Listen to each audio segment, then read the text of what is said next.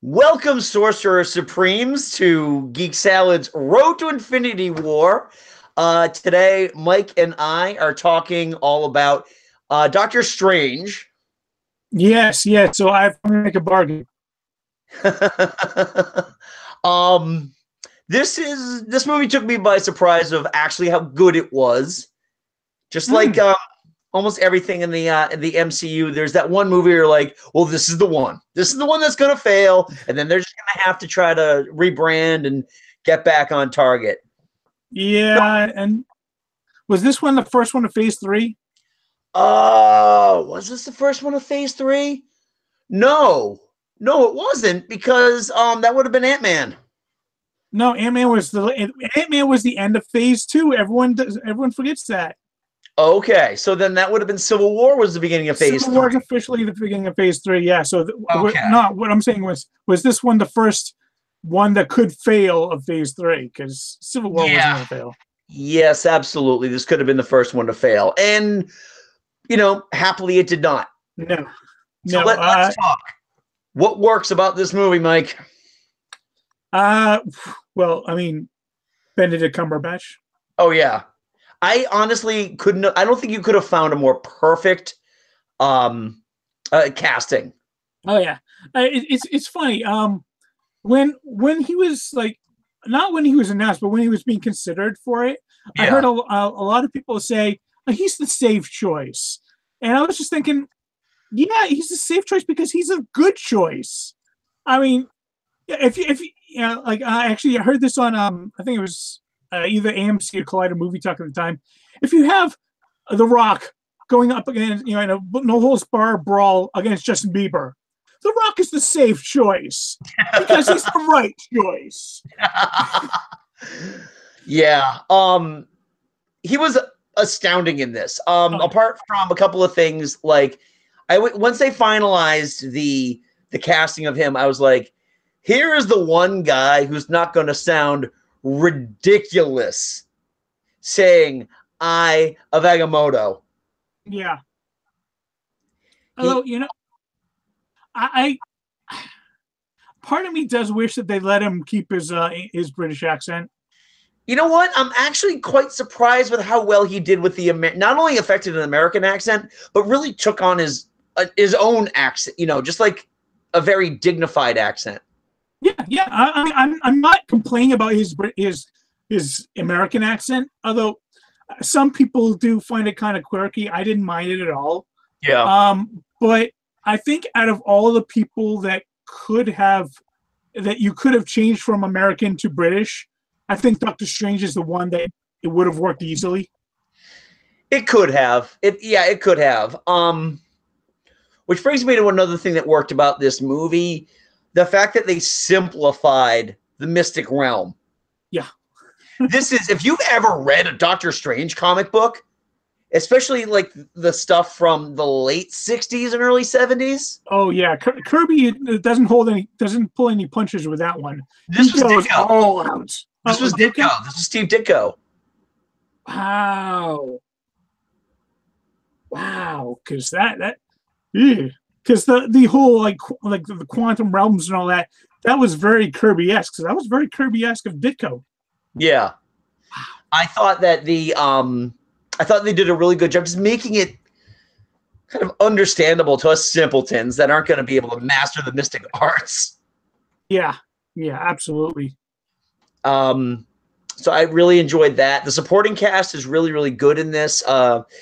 You know what? I'll give props to Tilda Swinton as the Ancient One for really, I think, making the role her own, even though, first of all, this role could have easily been yet another, ancient master Asian stereotype. Yeah. I mean, the funny thing is, when they announced Tilda Swinton as that role, they were like, so many people, oh, they're just whitewashing it. I was like, so you wanted to have an Asian gentleman there speaking spouting wisdom. Yes, So exactly. that wouldn't be stereotypical, right? No, not at all.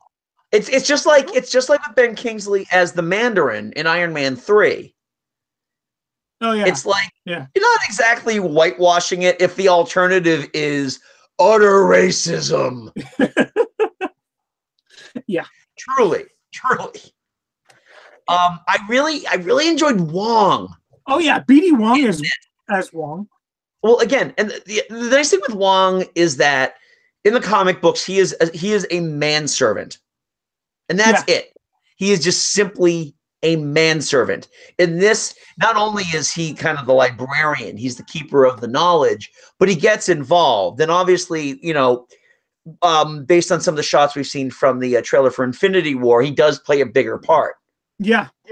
I don't think we'll see him in a whole lot of the movie, but it's still nice to know that when you have that shot in the first trailer of Doctor Strange and Wong and Tony and Bruce all in the streets. Yeah, both Wong and Doctor Strange have the mystic, the mystic shields. Yeah, so yeah, I thought he was really good. Let's talk about that climax, that third act. You want to talk about movies that stuck the landing? Oh, absolutely. The Hong Kong scene in this. Go ahead, because you wanted to talk a little bit about this. I have some thoughts about it too. Yeah, I mean, for me, out of all of the Marvel origin movies, I think this may be my favorite climax of any of them because, I mean, first you got the whole fight in reverse. Right. They're dealing with the city that's coming back together around them while they're trying to avoid cars coming backwards, and it's just all over the place, and it's just brilliantly shot and choreographed. You know what works about that too? The music. Yeah, because Michael Giacchino essentially played the music backwards as well. Well, there's a reason why he's the heir apparent. He is our next John Williams. Yeah. Yeah, he really is good. I mean, overall, I think that this movie is a very, very, very strong movie. But I do have a couple quibbles. Fair enough. Let's talk about what doesn't work about this movie.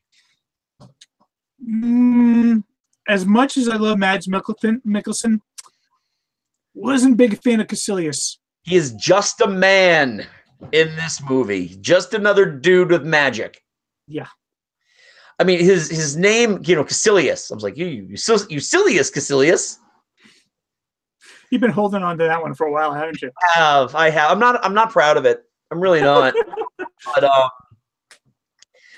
yeah, it's just that there were certain things about him. There's nothing particularly remarkable about him other than that he is the more learned wizard who apparently doesn't read the rule book as he's going, which is what eventually, spoiler alert, causes his downfall. Yeah, I do love that final line of Doctor Strange, well, not the final line, but you should really read all the books because the warnings come after the spell. There's that bit too, and this was kind of just ridiculous, and God bless Mads Mikkelsen for playing along with this. There's that fight in the New York Sanctum where Strange takes that thing and throws it at him, and he's almost doing these odd little mimey dance moves. Oh yeah, he does the robot for a second there. Yeah. It just kind of looks silly. I think that Chiwetel Ejiofor was okay in this, but it was just I didn't mind him.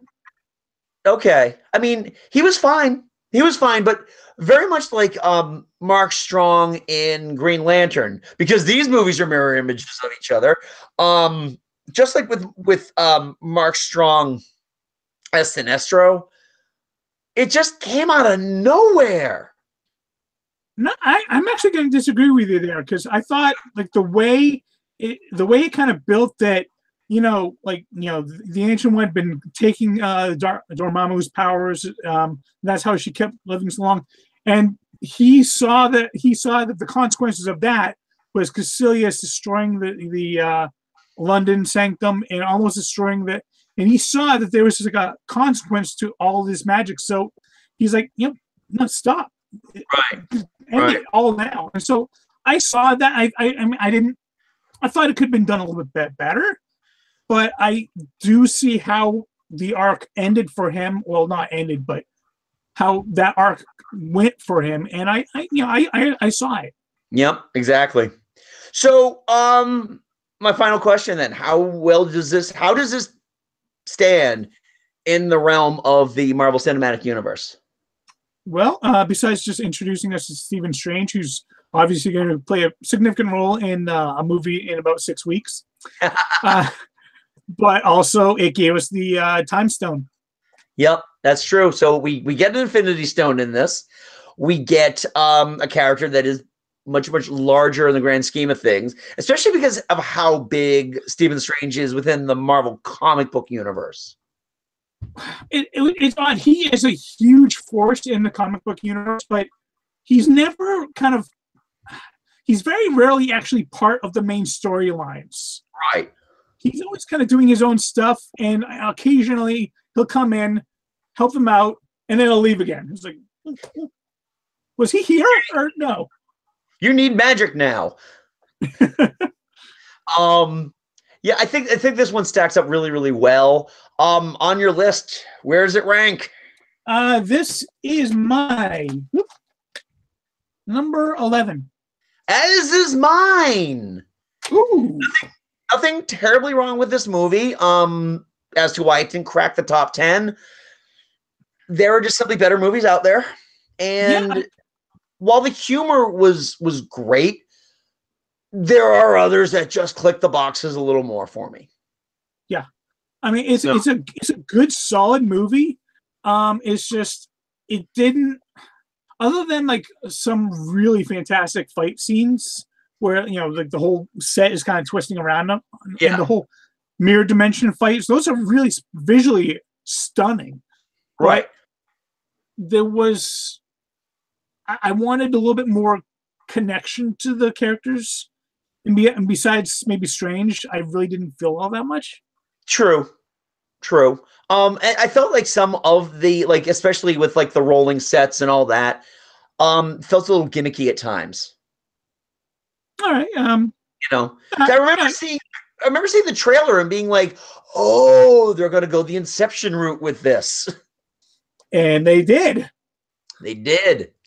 So, if we missed anything about Doctor Strange, you want to comment on where does it rank on your list, please comment below. Please like this video and subscribe to Geek Salad on YouTube. We are truly putting it out there all the time. At least a video a week now, which is kind of awesome. Also, you can check out Mike and my podcast. It's Geek Salad. You can get that at geeksalad.podbean.com. You can download it on the Podbean app. Check out the Stitcher app. Please help us grow as a podcast so we can get up to number 22 on the top 100 fastest growing podcasts on Stitcher. You can also check us out on the iTunes store or go to our website, geeksalad.podbean.com. Also, feel free to follow us on Twitter at Geek Salad Radio or on Facebook at Geek Salad Podcast. Got anything else, Mike? Yeah. Yes. I'd like to make a bargain. Enough of you. So until next time, I'm Andy. And I'm Mike. And go forth, be nerdful, and Excelsior!